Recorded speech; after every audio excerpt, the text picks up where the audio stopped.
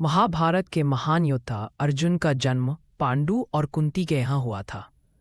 उन्हें देवताओं का आशीर्वाद प्राप्त था, विशेष रूप से इंद्र का। बचपन से ही अर्जुन ने धनुर्विद्या में असाधारण प्रतिभा दिखाई। गुरु द्रोणाचार्य ने उन्हें पांडवों और कौरवों के साथ शिक्षा दी, जहां अर्जुन ने अपनी कौशल का परिचय दिया। एकलव्य, एक निषाद राजकुमार, ने गुरु द्रोणाचार्य से शिक्षा पाने की इच्छा व्यक्त की, परंतु द्रोण ने उसे अस्वीकार कर दिया। एकलव्य ने द्रोण की मूर्ति बनाकर स्वयं अभ्यास किया और अर्जुन से भी बेहतर धनुर्धर बन गया। इस घटना ने अर्जुन को और अधिक मेहनत करने के लिए प्रेरित किया। द्रौपदी के स्वयंवर में राजाओं को एक मछली की आंख को देखकर उस पर निशाना लगाना था। अर्जुन, एक ब्राह्मण के वेश में, इस चुनौती को पूरा करने में सफल रहे। उनकी इस विजय ने पांडवों और द्रौपदी के बीच एक गहरा बंधन स्थापित किया, जो आगे चलकर महाभारत की कथा का एक महत्वपूर्ण हिस्सा बना। पांडवों ने इंद्रप्रस्थ नामक एक भव्य नगर का निर्माण किया, जो उनकी शक्ति और समृद्धि का प्रतीक था। खांडव वन के दहन के दौरान अर्जुन और कृष्ण ने मिलकर अग्निदेव की सहायता की और असुरों का वध किया। यह घटना अर्जुन की वीरता और दैवीय सहायता को दर्शाती है। दुर्योधन के छल से पांडवों ने द्यूत क्रीड़ा में अपना सब कुछ खो दिया, जिसमें द्रौपदी का अपमान भी शामिल था। इसके परिणाम स्वरूप पांडवों को 12 वर्ष के वनवास और 1 वर्ष के अज्ञातवास में जाना पड़ा।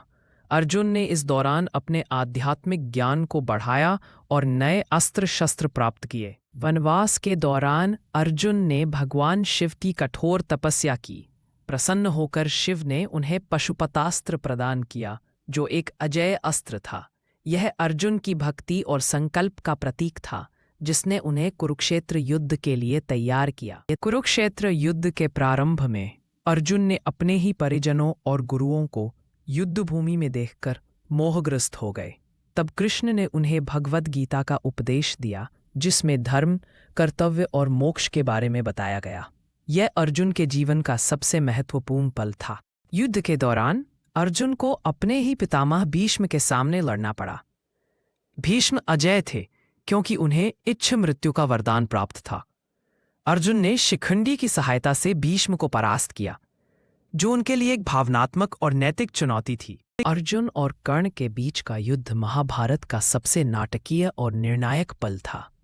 कर्ण, एक महान योद्धा, ने अर्जुन के सामने अपनी पूरी शक्ति दिखाई, परंतु कृष्ण की रणनीति और कर्ण के दुर्भाग्य के कारण अर्जुन ने उसे पराजित किया। यह युद्ध न्याय और नियति की जीत थी। युद्ध के बाद युधिष्ठिर को हस्तिनापुर का राजा घोषित किया गया। अर्जुन ने उनके साथ मिलकर राज्य का संचालन किया।